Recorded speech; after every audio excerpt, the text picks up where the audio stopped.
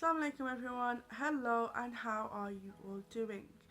Today I'm going to do a quick video about 7 books that I have really enjoyed reading, and I'll share them with you today and tell you a bit about them. The first book I'm going to speak about is The Secret Garden by Frances Hodgson Burnett. I used to have an older version of this, but I misplaced it, so I had to go and get another copy. I really love this book. When I was in primary school, in infants, so I think it was 2nd or 3rd year, we watched the movie The Secret Garden. There's a film of it as well, and it stuck with me forever. It became one of my favourite films. It's about a little girl, Mary Lennox, who lives in India when she's very young, but loses her parents at a very young age. At the age of 9, it's really sad, but she's a spoiled child. She's got like an eye and everything. Anyhow, when she does lose her parents, she moves to England in Misselthwaite Manor and comes to live in her uncle's house. And what she does is, she's quite lonely there because her uncle's never there, and she makes new friends, and she discovers the secret garden where her mum and her auntie used to play. Actually, I don't think it was her mum, it was her aunties.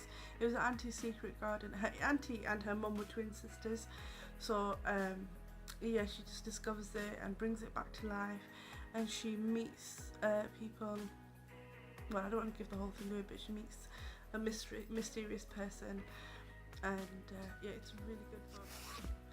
So the second book I really enjoyed reading is called Broken. It's by Shai Keenan, and as you can see on the top, it was the bestseller, the Sunday Times bestseller.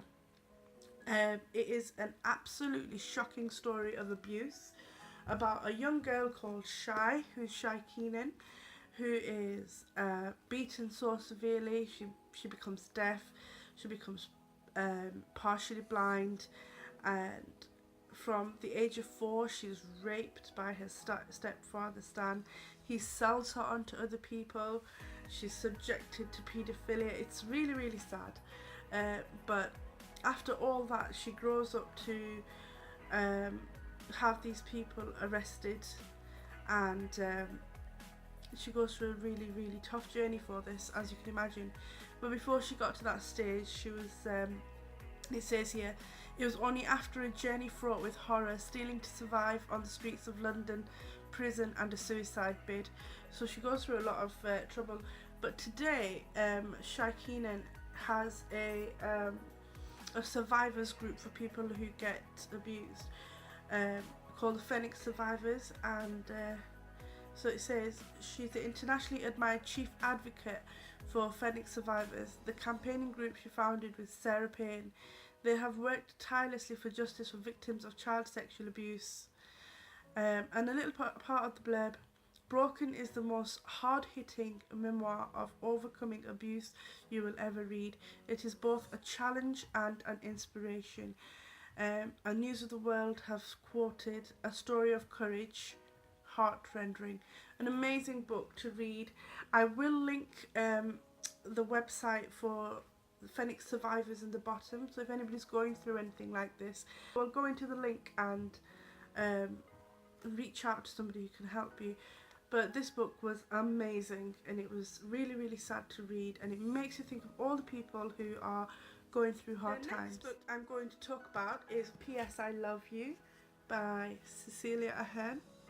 It's a really good book. It's about a couple who initially meet, and then they get married, and then he dies, unfortunately, very young, and it's really sad because she tries to get over it, but you know, she kind of locks herself away, doesn't deal with it very well, and but what he does is he writes letters to her before he dies and leaves them for her to receive either on her birthdays or on special occasions, and she reads these letters, and it helps her overcome his death, and he takes her back to how they met and helps her find who she is. So yeah, he helps her move on, and I think at the end of the book she finds love. So the problem is I haven't got to the end of this book. It's too big, and I'm not one of them people who can read all the time. I don't get really into a book and I have to keep reading it. That's only some books, like certain books in here that I have to. This is more of an easy read. It's about a normal girl, and it's really nice because it's how a normal person deals with, you know, losing someone that they love, and then you know, move on to find something to look forward to. And I think it's a really sweet story, and I think it's amazing how he prepares her to move on even though he's gone. It's really sad though. So if you're having one of those days where you're feeling absolutely crappy, there's a movie version of this. Brilliant.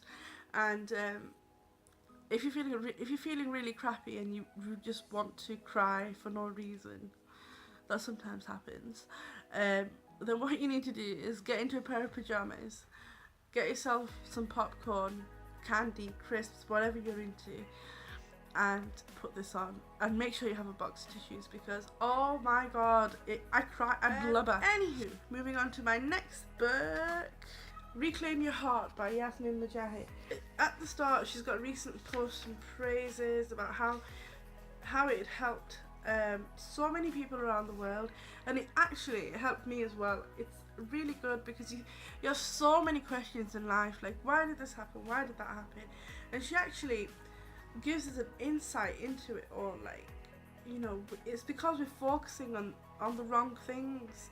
We want happiness from things that are not going to give us happiness. It's not their job to give us happiness. Oh, just found something in my book. What is this? Photographs.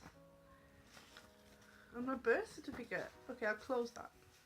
But my birth certificate. I don't know why that's in there. Oh, I think I know. I needed to scan it, so I put it in my book. Anyhow, so yeah, this is a really good book. The chapters are about attachment, love, hardship, relationships with the Creator, the Ummah, poetry. Oh, I love poetry. I do want to read some poetry books, so if anybody's got any suggestions, then let me know and I will grab some and read some. Little bit from the blurb. This book was written to awaken the heart and provide a new perspective on love, loss, happiness and pain. A manual of sorts, Reclaim Your Heart will teach readers how to live in this life without allowing life to own you. It is a manual of how to protect your most prized possession, the heart. This is a fantastic book. It teaches you how to control more than anything else. It teaches you to be in power of your own heart, instead of other things taking over you and having control over you. It's about control. I don't even know how to explain it. It's really good. Me just talking about it isn't enough. It doesn't do justice. The book is amazing. You have to read it. Some bits when I've read it, I've thought, oh my god, this is about me. Like, I do these things. Why do I do these things? And she makes you think. Okay, this one is by Alexander Khan, the Orphan of Islam. No one will listen, no one will help. This is a true story, and it's about a Lancashire lad. It's based in 1978 on the anonymous streets of Lancashire. I'm reading the blurb, by the way. In 1978, and on the anonymous streets of Lancashire, one little boy's world collapses. Cruelly snatched from his English mother, 3-year-old Mohammed's life will never be the same again. When his father dies, Mohammed is thrown into a regime of fear at the hands of his stepmother's sadistic brother Rafiq, and Rafiq has plans for Mohammed. It's really, really sad. I mean, it's about a mixed race little boy, and after reading this book, I think I went on Facebook. I'm not sure if it was Facebook. I went on some sort of social media, and there were so many mixed race people who could relate to this gentleman, and he's abducted more or less and taken to Pakistan, and they try to force him to be proper Muslim, and when they do that, he can't understand it because their proper Muslim is Pakistani Muslim, and he's not. He's born in Britain. he's half English, and he can't be just a Pakistani Muslim. He's Muslim. You know, sometimes people make such a big deal out of people being a different kind of Muslim. It's not. It's just a really sad story. And it's a true story. So it talks about how he escapes that as well, and I'm just trying to see if I don't want to miss anything of this book because it's a really good book. I would recommend that everybody read this book and, you know, see how hard it is. You know, it's really, really hard for mixed race Muslims, and I never realised until I read this story, to be honest. This is the incredible true story of how one Muslim boy's journey to discover his roots in Pakistan became a relentless nightmare and devastating betrayal of unthinkable cruelty, and a tale of his race for survival against all odds. He gets put in, I think, into a dark room, and he tries to run away and he can't run away. I read this book whilst I was at university, so I think I'm going back a long time now. And I've read it again once more since then, but I've read other stuff since. But this book has stuck with me, and yeah. There is a website, www.alexanderkhan.com, .co.uk, and I will link that at the bottom as well. It also says here, if you like Kite Runner, you'll love this true story. Kite Runner is another good book, by the way, but I don't have it with me at the moment. So, actually, if I had, no, I don't have it. But if you enjoy this book, read Kite Runner by Khalid Hosseini as well. So yeah. And another good thing about this book is it really describes Britain in the 70s, and some of it is my local area, and I just think it's really amazing because I try to picture it, and yeah, so anyway, let's move on. It's quite an emotional book. I can still feel that emotion even though I'm not reading it right now. The next book, oh, this is horrible. This book is absolutely horrible, but fantastic read. Kathy Glass, Damaged. Now, Kathy Glass, I think she's a foster parent. She's a foster parent. I'm sure she is a foster parent to loads of children, and she takes in these children. It's called Damaged: The Heartbreaking True Story of a Forgotten Child. This book made me cry so hard. It was as if it was happening to somebody that was my own.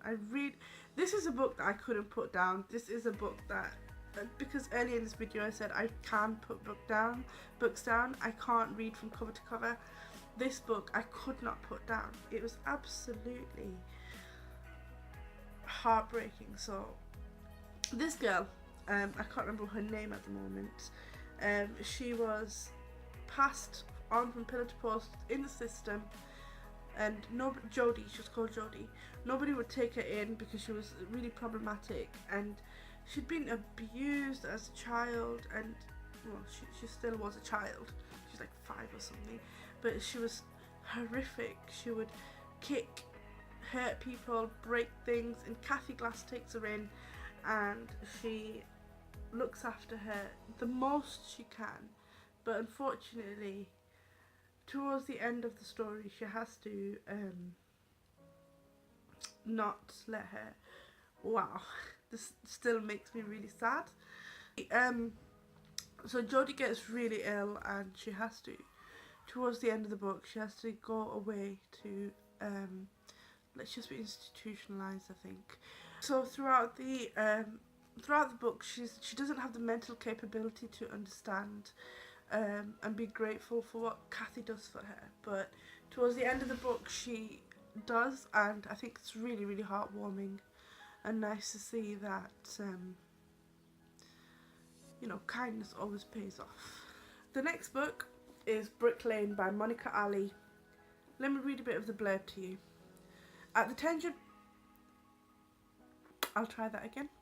At the tender age of 18, Nazneen's life is turned upside down after an arranged marriage to a man 20 years older than her. She exchanges her Bangladeshi village for a block of flats in London's East End. In this new world where poor people can be fat and even dogs go on diets, she struggles to make sense of her existence and to do her duty to her husband, a man of inflated ideas and stomach. He sorely tests her compliance, but Nazneen submits as she must to fate and devotes her life to raising her family and slapping down her demons of discontent until she becomes aware of a young radical Kareem. Against a background of escalating racial and gang conflict, they embark on an affair that finally forces Nazneen to take control of her life. In Asian families, when you go on holiday when you're younger, when you go on holiday to Pakistan, Bangladesh, India, wherever you're from, it's not 2 weeks, it's 10 weeks. And I find it hard to adjust for that long. So I think about it, and I think about these people who have to reroute their lives, uproot their lives and come to a different country and try to adjust. And more often than not to situations that they don't even probably agree with. So I think sometimes we should think about them people and maybe try to make it a bit easier for them. You know, that if they've come here to make a family, to be with their family, their new family, their old family, whatever the situation is, we should be compassionate towards them. And I think that's what that book taught me. Now I've purchased a new book today, and it's called Prayers for Forgiveness. It's really good because it's got all these lovely du'as that I don't know. Well, I do know some of them, but I don't know most of them. So at the time of sleeping, after eating, after completing the fast, before removing clothing, when observing someone wearing new clothing. And it's in Arabic,